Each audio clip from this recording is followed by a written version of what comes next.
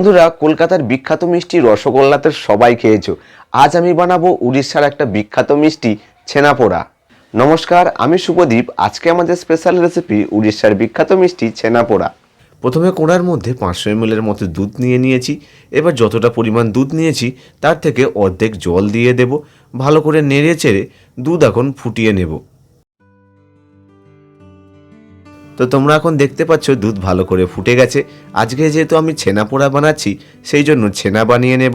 বাংলা ভাষায় যেটাকে আমরা ছানা বলি, উড়িয়াতে সেটাকে ছেনা বলে। তো এখন ছেনা বানানোর জন্য আমি ছেনা বানানোর পাউডার ব্যবহার করেছি। এবার দুধের সঙ্গে পাউডার মিশিয়ে নিলেই ছেনা তৈরি হয়ে যাবে। তো তোমরা এখন দেখতে পাচ্ছ কত সুন্দরভাবে ছেনা তৈরি হয়ে গেল। এইবার ছেনার জল ঝরিয়ে নেব। বেশিক্ষণ রাখবো না, কারণ বেশিক্ষণ রাখলে ছেনা থেকে জল একদম শুকনো হয়ে যাবে।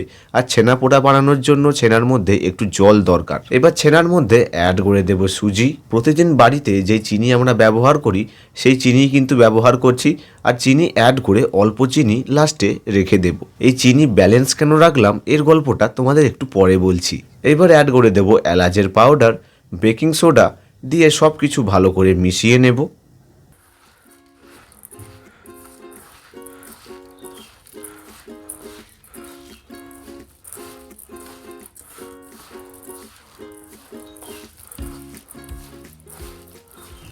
আমি এখানে অল্প বাটার ব্যবহার করছি, তোমরা চাইলেই কিন্তু এর বদলে ঘি ব্যবহার করতে পারো। এবার বাটার দিয়ে আরও একবার ভালো করে মিশিয়ে নেব। এখন ছেনার মধ্যে সব রকমের উপকরণ মিশিয়ে নিয়েছি। এইবার 10 থেকে 15 মিনিটের মতো রেস্টে রেখে দেব। এইবার আমরা বানাবো বেকিং প্যান। আর এই বেকিং প্যানটা একটু অন্য রকম হবে। নর্মাল যে বেকিং প্যানগুলো হয় সেইগুলো একটু অন্য রকমভাবে রেডি করি, আর আজকের বেকিং প্যানটা একদম অন্য রকমভাবে রেডি করব। তো আমি একটা স্টিলের গামলি নিয়ে নিয়েছি আর নিয়েছি দুটো কোলা পাতা। এইবার স্টিলের গামলির মধ্যে কোলা পাতাগুলো ভালো করে বসিয়ে দেব। উড়িষ্যাতে কি হয়, এই ছেনাপোড়া বানানোর জন্য কিন্তু শাল পাতা ব্যবহার করে। আমার কাছে শাল পাতা ছিল না, সেই জন্য আমি কোলা পাতা দিয়ে এই বেকিং প্যান তৈরি করে নিয়েছি। এইবার অল্প বাটার দিয়ে বেকিং প্যান ভালো করে গ্রিস করে নিচ্ছি। এইবার তোমাদের চিনি বাঁচিয়ে রাখার গল্পটা বলি। এবার বাঁচিয়ে রাখা চিনি এই বেকিং প্যানের ওপরে অ্যাড করে দেব। এই চিনি গুলে ছেনাপোড়ার ওপরটা ক্যারামেল কালার আসবে। এবার মিশিয়ে রাখা ছেনা অ্যাড করে দেব আর চারিদিকটা ভালো করে প্রেস করে একটা রাউন্ড শেপ দিয়ে দেব।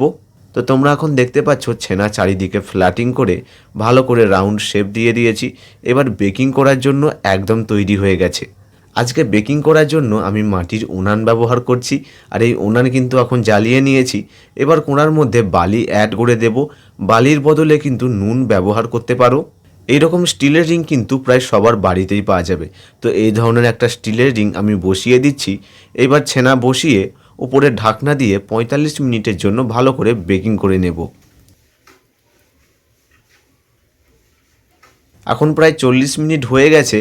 এবার খুলে দেখে নেব বেকিং হতে কতটা এখনও বাকি আছে। তো এবার তোমরা দেখতে পাচ্ছ ছেনা এখন ভালো করে ফুলে গেছে, এর মানে হচ্ছে বেকিং হয়ে গেছে। এবার ভেতর থেকে বেকিং হলো কি হলো না সেইটাই এবার দেখে নেব।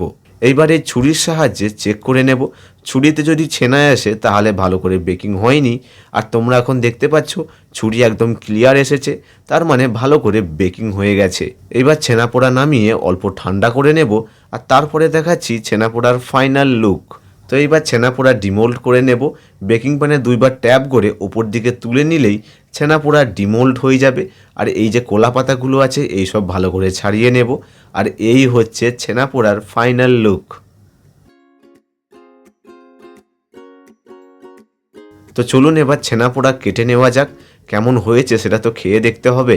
সত্যি কথা বলতে এই উড়িষ্যার বিখ্যাত ছেনাপোড়া আমি প্রথমবার বানিয়েছি, আর প্রথমবারে যে এতটা ভালো হবে আমি জাস্ট ভাবতেও পারিনি। তো তোমরাও এইভাবে বাড়িতে ছেনাপোড়া বানিয়ে খাও, আর তোমাদের সবার কেমন লাগলো কমেন্ট করে জানাবে কিন্তু। তো আজকে ছেনাপোড়া রেসিপি তোমাদের কেমন লাগলো কমেন্ট করে জানিও। আর এইরকম নিত্য নতুন রেসিপি দেখার জন্য একটা লাইক আর চ্যানেল সাবস্ক্রাইব করে রাখো। খুব তাড়াতাড়ি দেখা হচ্ছে আরও একটা নতুন রেসিপি নিয়ে।